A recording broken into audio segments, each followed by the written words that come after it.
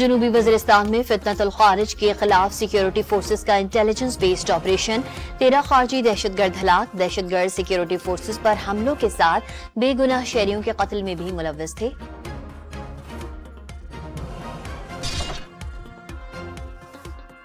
सदर आसिफ अली जरदारी, वजीर आजम शहबाज शरीफ, वजीर दाखिला मोहसिन नकवी और वजीर आला पंजाब का जनूबी वज़ीरिस्तान में 13 खारिज की हलाकत पर सिक्योरिटी फोर्सेस को खराज तहसीन। फितनतुल खारिज के मुकम्मल खात्मे के अज़म का यादा। बर्रे सगीर के मुसलमानों को अलहदा वतन का तोहफा देने वाले कायद आजम मोहम्मद अली जिन्नाह का 148वां यौम पैदाइश।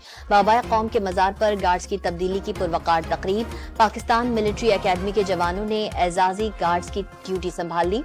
गवर्नर और वजीर आला सिंध की सूबाई काबीना अरकान के साथ मज़ार अकायद पर हाजिरी और फातिहा खानी। समाजी इंसाफ, माशी मसवात और कानून की हुक्मरानी के लिए मजीद इक़दामात जरूरी हैं। सदर मुमलिकत का बानी पाकिस्तान के यौम पैदाइश पर कौम को पैगाम।